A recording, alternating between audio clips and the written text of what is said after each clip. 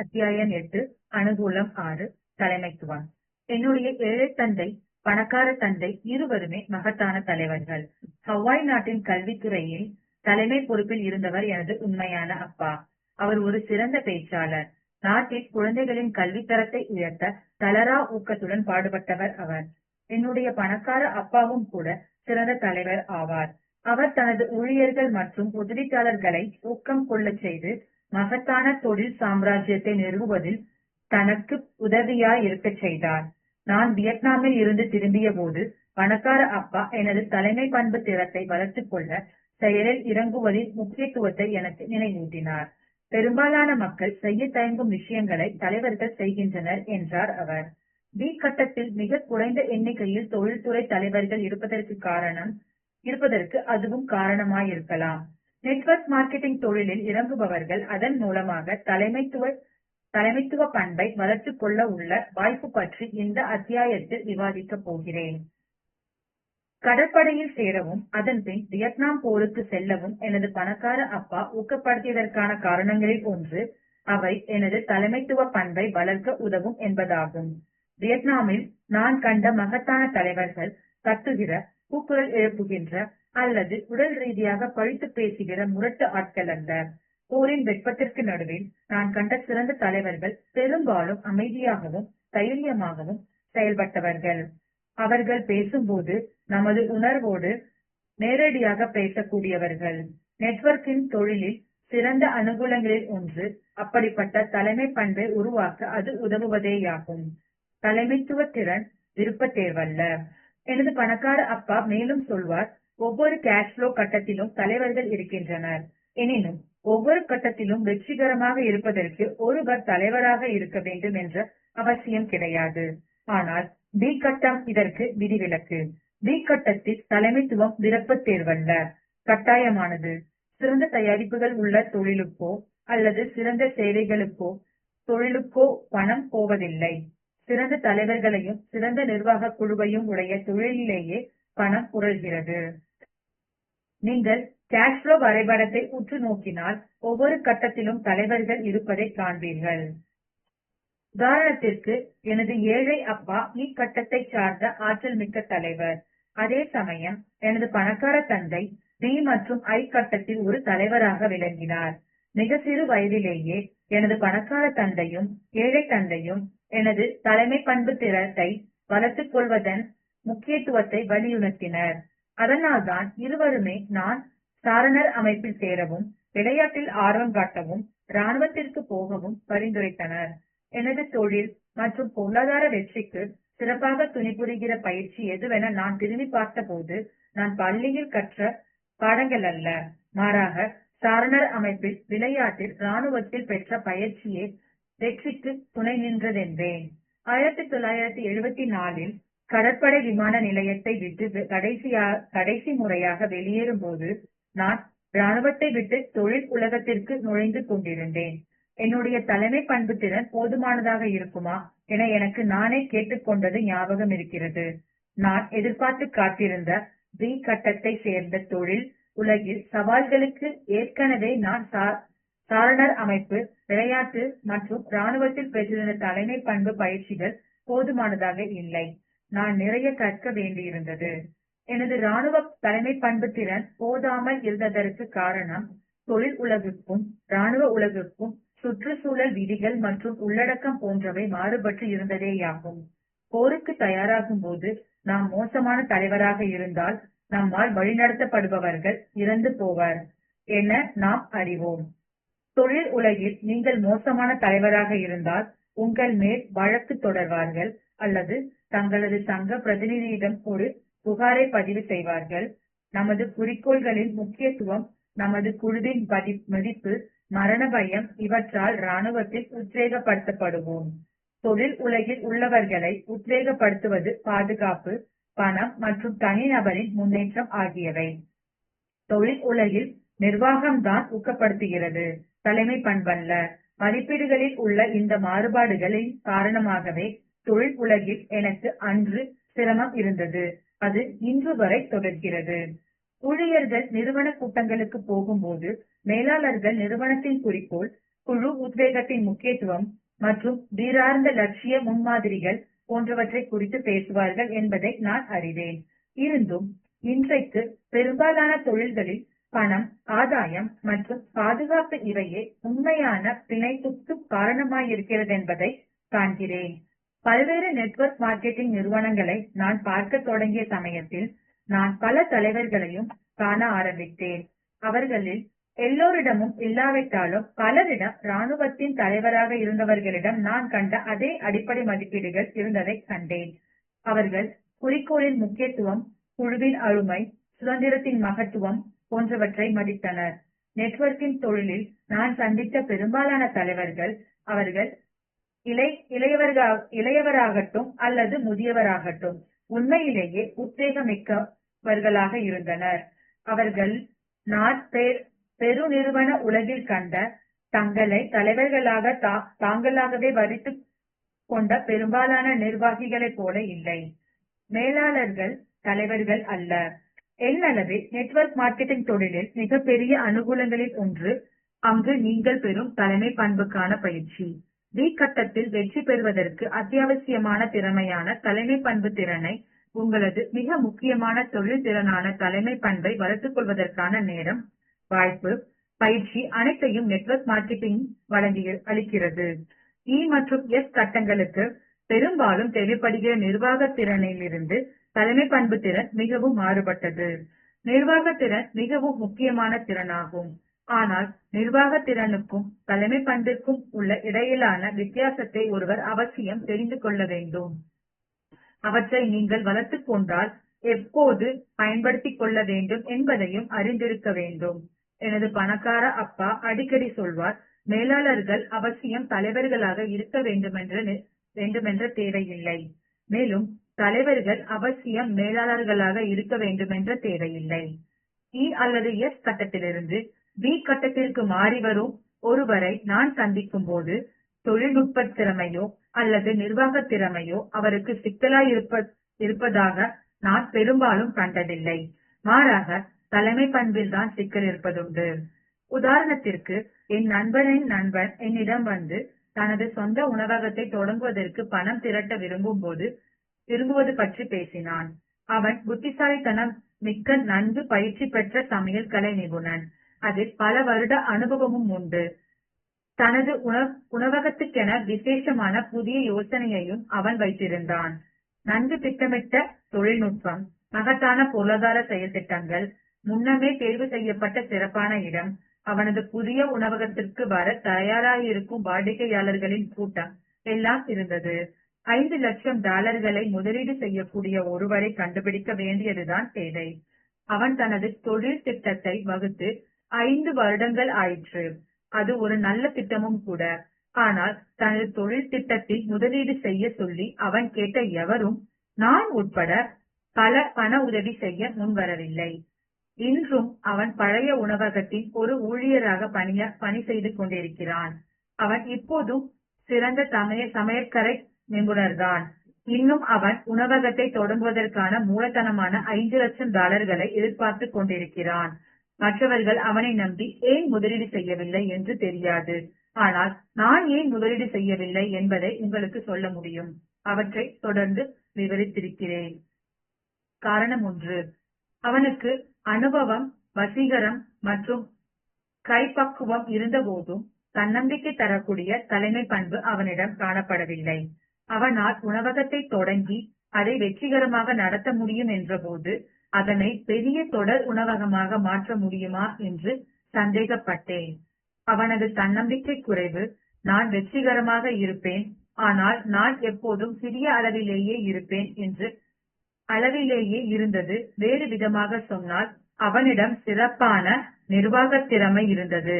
ஆனால் தனது திட்டத்தை செயற்படுத்த தேவையான தலைமை பண்பு இருந்ததா என்றால் சந்தேகம்தான். அவனால் 10 உணவகங்களை நிர்வகிக்க முடியுமா என்று சந்தேகிக்கவில்லை. ஆனால் 10 உணவகங்களை கட்டி எழுப்பக்கூடிய ஒரு தொழிலை உருவாக்குவதற்கான தலைமை பண்பு இருக்கிறதா என்றால் சந்தேகம்தான். அவனுக்கு தலைமை பண்பும் வியாபார திறமையும் மிக்க ஒரு கூட்டாளி தேவை. ஆனால் தொழிலாளியாக இருந்து சுயதொழில் செய்ய போகும் நபர்கள் அனைவரையும் போலவே அவனும் கூட்டாளிகளை சேர்த்துக் கொள்ள விரும்பவில்லை. தனது கனவு தொழிலை சொந்தமாக தொடங்கவே அவன் விரும்பினான். காரணம் 2. நீங்கள் கேஷ்ஃப்ளோ வரைபடத்தை கவனித்தால் எஸ் மற்றும் பி கட்டங்களுக்கு இடையேயுள்ள வித்தியாசம் அவற்றின் அளவில் இருப்பதை காணலாம். உதாரணமாக, ஒருவர் நான் 6வது தெருவில் 7வது தெருவும் சந்திக்கும் மூலையில் ஒரு ஹாம்பர்கர் கடை திறக்கப் போகிறேன் என்று சொல்வதை நீங்கள் கேட்டால், எஸ் கால்வட்ட பகுதியில் இருந்த நபர் நீண்ட காலம் சிக்கியிருக்க வாய்ப்பு அதிகம் என்று தெரிந்து கொள்ளலாம். இப்போது வேறொரு நபர், நான் உலகமெங்கும் உள்ள ஒவ்வொரு முக்கிய நகரங்களில் ஒவ்வொரு முக்கிய தெரு மூலைகளிலும் ஒரு ஹாம்பர்கர் கடை திறக்க ஆசைப்படுகிறேன். நான் அதனை மெக்டொனால்ட்ஸ் எனும் பெயரில் அழைப்பேன் என்று சொல்வதை கேட்டால், அவர் பி கட்டத்தில் தன் தொழிலை தொடர விரும்புகிறார் என்று நீங்கள் தெரிந்து கொள்ளலாம். வேறு விதமாக சொன்னால், அவை ஒரே மாதிரியான ஹாம்பர்கர் கடைகளாக இருந்தாலும் கேஷ்ஃப்ளோ வரைபடத்தில் வெவ்வேறு கட்டங்களில் இடம் பெற்றிருக்கின்றன.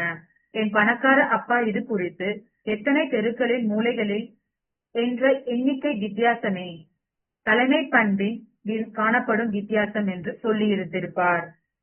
நான் முதலீடு செய்யாததற்கு காரணம் எனது முதலீட்டை திரும்ப பெறுவேனா என்ற சந்தேகம்தான். அந்த தொழிலில் தோற்றுவிடும் என்பதால் அல்ல. அவர் எப்போதுமே சிறிய அளவிலேயே தொழிலில் இருக்க விரும்புவதால், தொழில் வெற்றிகரமாக நடந்தாலும் என் பணம் திரும்ப வருமா என்கிற சந்தேகம்தான். அத்தோடு அவன் திரும்ப தந்தாலும் அதனை தந்து முடிப்பதற்கு நீண்ட காலம் எடுக்கும்.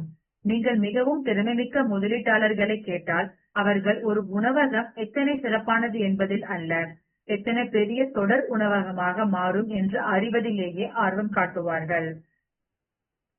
காரணம் 3. அவன் சிறிய அளவிலேயே தொழில் இருக்க வேண்டும் என விரும்பினான். நான் ஏன் முதலீடு செய்ய வேண்டும்? அவன் தொழிலை பெரிதாக தொடங்கி எனது $5,00,000 பல கோடி டாலர்களாக மாற்றப் போகிறேன் என்று சொல்லியிருந்தால் எனக்கு முதலீடு செய்யும் ஆர்வம் வந்திருக்கும்.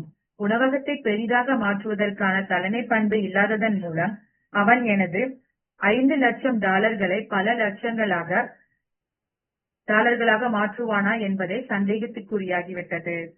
ஒரு தொழிலை எஸ் கட்டத்திலிருந்து பி கட்டத்திற்கு எடுத்து செல்லும் தலைமை பண்பு இல்லாததற்கு அவன் கொடுத்த விலை அது. எனது பணக்கார அப்பா சிறந்த தயாரிப்பு அல்லது சிறந்த சேவையுடைய தொழிலில் பணம் புரள்வதில்லை. சிறந்த தலைவர்களையும் நிர்வாக குழுவினரையும் உடைய தொழிலிலேயே பணம் புரள்கிறது என்று சொல்லியிருக்கிறார். காரணம் 4. அவனை நம்பி முதலீடு செய்யாததற்கான காரணம், அவனது குழுவிலேயே நான் தான் புத்திசாலியாக இருக்க வேண்டும் என்று அவன் விரும்பினான். அவனுடைய பிரச்சனை அவனது கர்வம்தான். எனது பணக்கார அப்பா அடிக்கடி சொல்வார், உனது குழுவில் தலைவராக நீ இருந்து அந்த குழுவிலேயே நீ புத்திசாலி நபராக இருந்து விட்டால் பிரச்சனைதான். அவர் சொல்ல வந்தது என்னவென்றால், பெரும்பாலான எஸ் கட்ட தொழிலில் அந்த தொழிலில் தலைமை பொறுப்பு வகிப்பவர்கள்தான் புத்திசாலியான நபராக இருப்பார். உதாரணமாக, உங்களது மருத்துவ மற்றும் பராமரிப்பு தேவைகளுக்கு மருத்துவரையோ அல்லது பல் மருத்துவரையோ பார்க்க போக வேண்டுமென்றி வரவேற்பாளர்களை பார்க்க போகக்கூடாது. டி கட்டத்தில் இருக்கும் தொழிலில் தலைமை பண்பு முக்கியமானது. ஏனெனில் அந்நபர் தன்னை விட புத்திசாலியான, அனுபவம் மிக்க, தன்னை விட திறமை மிகுந்த நபர்களை கையாள வேண்டும். உதாரணமாக, எனது பணக்கார அப்பாவை எடுத்துக்கொண்டால், எந்த ஒரு முறையான கல்வி பின்புலமும் இல்லாதவர். அவர் வங்கியாளர்கள், வக்கீல்கள், கணக்கர்கள், முதலீட்டாளர்கள், ஆலோசகர்கள் போன்ற இன்னும் பலரை தனது வேலை காரணமாக எதிர்கொள்வதை பார்த்திருக்கிறேன். அவர்களில் பெரும்பாலானோர் முதுகலை பட்டங்களும் இன்னும் சிலர் முனைவர் பட்டங்களும் பெற்றவர்கள். வேறு விதமாக சொன்னால், தனது பணியின் நிமித்தம் அவரை விட நன்கு கற்ற பல்வேறு தொழில்சார் துறைகளில் புலமை மிக்க நபர்களை வழிநடத்தவும் உத்தரவிடவும் வேண்டும். தனது தொழிலுக்கு பணம் திரட்ட பல சமயங்களில் தன்னை விட பெரிய செல்வந்தரிடம் செல்ல வேண்டியிருக்கும். முதல் தர மாணவர்கள் 3ஆம் தர மாணவர்களிடம் வேலை செய்கின்றனர். பெரும்பாலும் ஒரு எஸ் கட்டத்தை சார்ந்த நபர் தனது வாடிக்கையாளர் தனக்கிணையானவர்களை மட்டுமே எதிர்கொள்கின்றனர். உதாரணமாக, ஒரு மருத்துவரோ அல்லது ஒரு கணக்கரோ இதர மருத்துவர், கணக்கர் மற்றும் தன் கீழ் பணிபுரிபவர்களை போன்றோரை மட்டுமே எதிர்கொள்கின்றனர். டி கட்டத்திற்கு மாறுவதற்கு தலைமை பண்பின் ஒரு அசுர பாய்ச்சல் தேவை. தொழில்நுட்ப திறமை தேவையில்லை. அதாவது உங்களிடம் சிறப்பான தலைமை பண்பு இருந்தால் நீங்கள் ஒரு தொழில் வளர தேவையான வக்கீல், கணக்கர், தலைமை நிர்வாக அதிகாரி, தலைவர், துணைத் தலைவர், பொறியாளர்கள் போன்ற தொழில்நுட்பம் தெரிந்த நபர்களை பணிக்கு அமர்த்திக் கொள்ளலாம். எனது முந்தைய புத்தகங்களில் சொன்னது போல முதல் தர மதிப்பெண் பெற்ற மாணவர்கள் 3ஆம் தர மதிப்பெண் பெற்ற மாணவர்களிடம் பணியாற்றுகின்றனர். நடுத்தர மதிப்பெண் பெற்ற மாணவர்கள் அரசாங்கத்திற்காக பணியாற்றுகின்றனர். நீங்கள் 3ஆம் தர மதிப்பெண் பெற்ற நபராக இருந்து நல்ல தலைமை பண்பு திறனை கொண்டிருந்தால் நல்ல தொழில்நுட்ப திறமையுள்ள முதல் தர மதிப்பெண் பெற்ற நபர்களை பணிக்கமர்த்தி கொள்ள முடியும். தலைமைத்துவம் விருப்பத் தேர்வல்ல. ஒரு நாள் முன்பு நான் குறிப்பிட்டிருந்த அதே சமையற்கலை நிபுண நண்பன் என்னை அழைத்து நான் என் அவனுக்கு முதலீடு செய்யவில்லை என கேட்டான். மேலேக்குரிய அதே 4 காரணங்களை கூட குறைய இல்லாமல் அதே அளவில் அவனிடமும் கூறினேன். அதனால் புண்பட்ட அவன் தன்னை தற்காத்துக் கொள்ளும் விதமாக, உலகிலேயே சிறந்த பயிற்சியை நான் பெற்றிருக்கிறேன், நான் பயிற்சி பெற்ற சமையற்கலை பள்ளியில் சேர மாட்டோமோ என உலகமெங்கும் உள்ள சமையற்கலை நிபுணர்கள் கனவு கண்டு கொண்டிருக்கின்றனர். சமையலில் மட்டுமல்லாது உணவகத்தை நிர்வகிப்பதிலும் எனக்கு பல வருட அனுபவம் உண்டு. எனக்கு தலைமை பண்பு இல்லை என எப்படி நீங்கள் சொல்ல முடியும் என்று கேட்டான். தொழிலில் வளர்வதற்கு தலைமை பண்பு அத்தியாவசியமான ஒன்று. பொறுமையுடன் அவனுக்கு பணம், தன்னம்பிக்கை, தலைமை பண்பு இவை எல்லாம் கைகோட்டு சொல்லக்கூடியவை என்று எடுத்து சொல்லி விளக்கிய பின்பு ஓரளவு புரிந்து கொண்டான். இருந்தும் அவன் நிறைய விஷயங்களை புரிந்து கொள்ளவில்லை என்று எனக்கு பட்டது. கடைசியில் அவன் எனக்கு இப்படியொரு சிறந்த சமையற்கலை கல்வியும் பல வருட அனுபவமும் இருக்கும்போது தலைமை பண்பு எதற்கு என கேட்டான். நான் அவனிடம் நெட்வொர்க் மார்க்கெட்டிங்கில் சேரும்படியும் அது அவனுக்கு தொழிற்கல்வியும் தலைமை பண்பையும் வளர்த்துக் கொள்ள கற்றுக் கொடுக்கும் என்று கூறினேன்.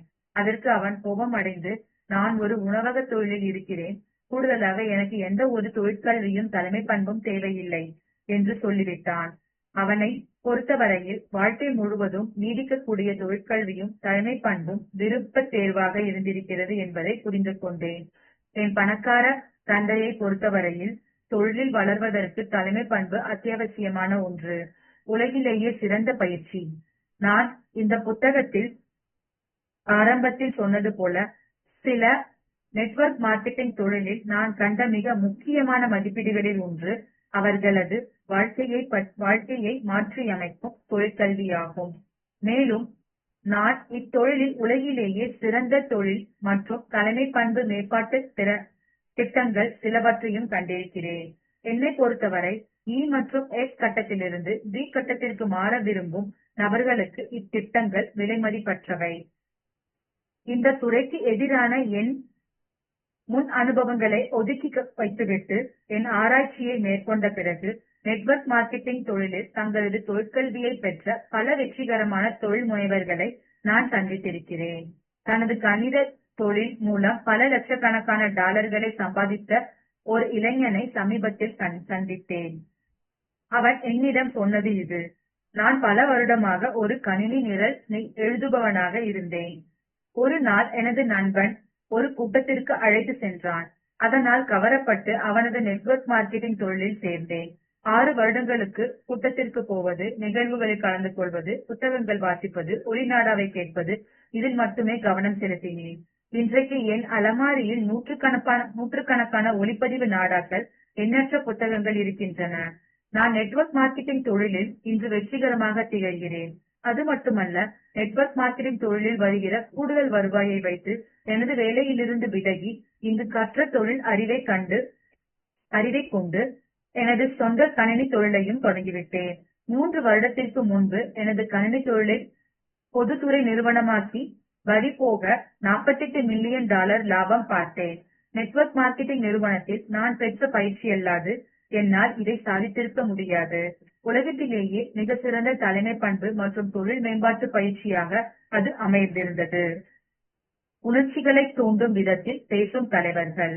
எனது ஆய்வை மேற்கொள்வதற்காக பல கூட்டங்களுக்கும் பெரிய நிகழ்வுகளுக்கும் நான் போயிருக்கிறேன்.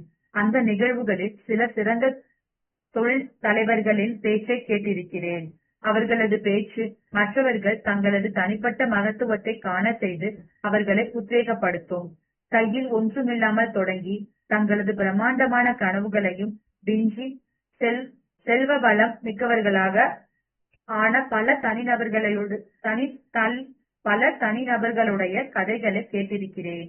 எனது பணக்கார அப்பா என்னிடம் செய்ய சொன்ன அதே விஷயத்தை இந்த தொழிலில் செய்ய சொல்கிறது என்பதை நான் உணர்ந்தேன்.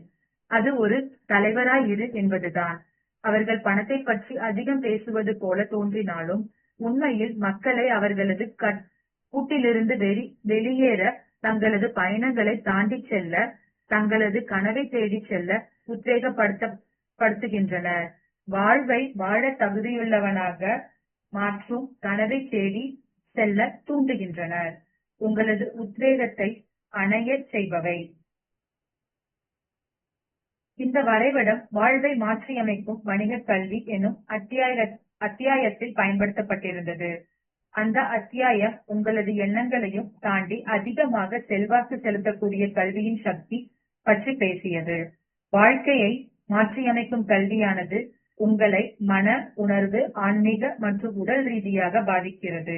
பின்வரும் வரைபடம் உங்களை உடல் ரீதியாக ஏதாவது செய்ய உத்வேகப்படுத்துவதற்கு உணர்வை பயன்படுத்துவதற்குமான வரைபடம். உணர்வு ரீதியான தொடர்பு. பேசுபவர் மனம்சார் கல்வி, ஆன்மீக கல்வி, உடற்சார் கல்வி, உணர்ச்சிசார் கல்வி.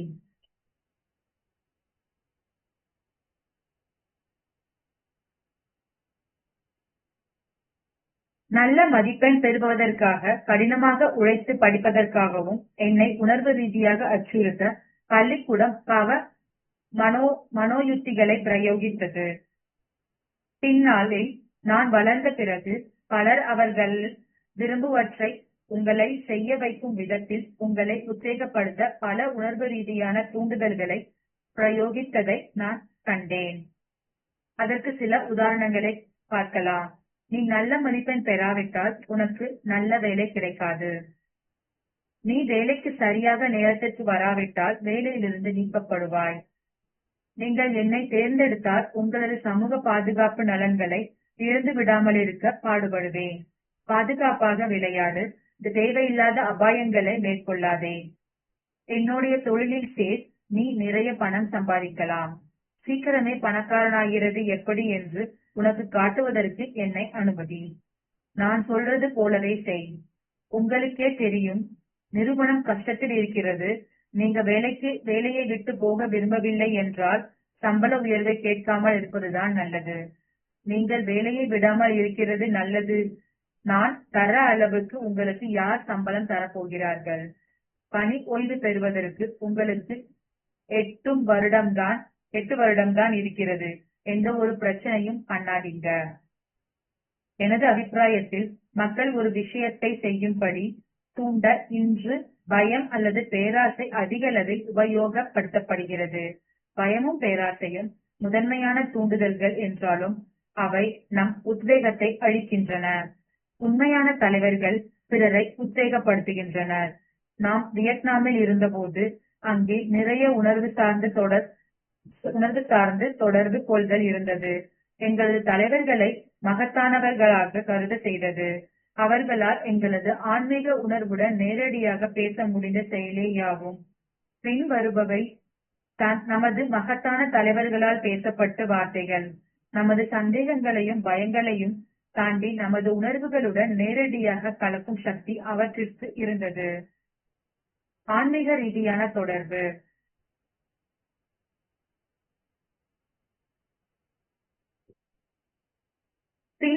பின்வருவனவற்றில் சில வார்த்தைகள் நம் இதயத்தை தொட்டதையும் பல நம் வரலாற்றில் பதிவு செய்யப்பட்டுள்ளன என்பதையும் உங்களால் நினைவு கூற முடியலாம். 1. அமெரிக்கர் சுதந்திரத்திற்காக வேண்டுமா, அடிமையாய் இருக்க வேண்டுமா என்பதை தீர்மானிக்கும் நேரம் நெருங்கிவிட்டது. George Washington. 2. எனக்கு சுதந்திரம் கொடு அல்லது மரணத்தை கொடு. ஹென்றி. 3. நாடு உனக்கு என்ன செய்ததென கேட்காதே. John S Kennedy. 4. எனக்கு ஒரு கனவு இருக்கிறது. Martin Luther King. 5. வெற்றி பெறுதல் ஒரு பழக்கம். துரதிருஷ்டவசமாக தோல்வியும் கூட ஒரு பழக்கம்தான். Wins Lombardi. 6.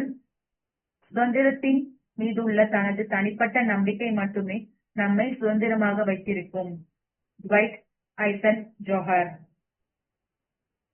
7. கோழைகளால் ஒருபோதும் நியாயமானவர்களாக இருக்க முடியாது. மகாத்மா காந்தி. 8.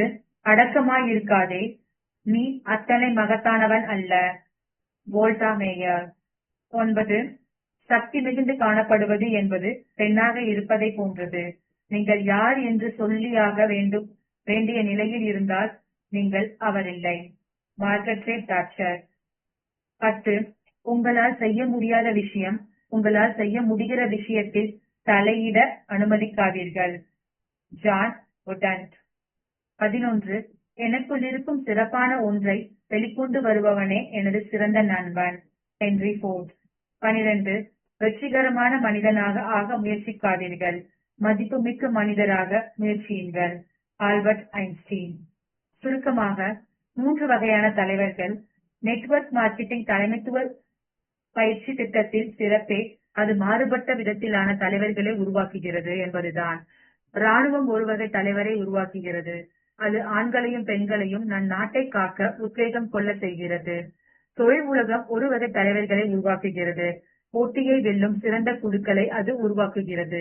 நெட்வொர்க் மார்க்கெட்டிங் உலகில் ஒவ்வொரு உருவாக்கப்படும் தலைவர்கள் சிறந்த ஆசிரியர்களாக திகழ்வதன் மூலம் மற்றவர்கள் மேல் செல்வாக்கு செலுத்தும் தலைவராகிறார்கள். மற்றவர்கள் தம் வாழ்க்கை கனவை நனவாக்கிக் கொள்ள கற்பிக்கும் தலைவராவார்கள்.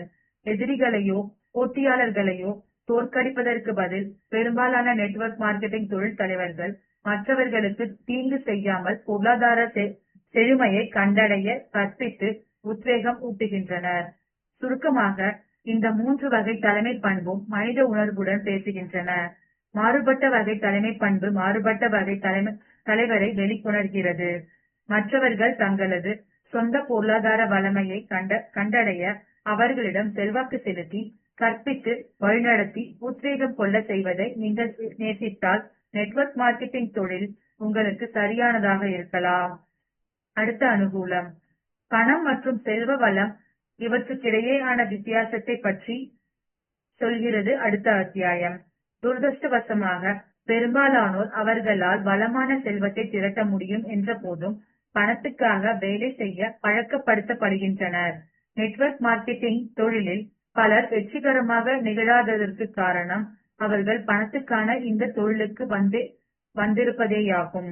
செல்வ வளம் திரட்ட ஒரு வாய்ப்பை தேடி வந்திருந்தால் சரியாக இருந்திருக்கும். பணக்காரர் பணத்துக்கான செல்வ வேலை செய்வதில்லை. ஏழையும் நடுத்தர வர்க்கமும் பணத்துக்கான வேலை செய்கிறது என்பது பணக்கார அப்பாவின் கருத்து.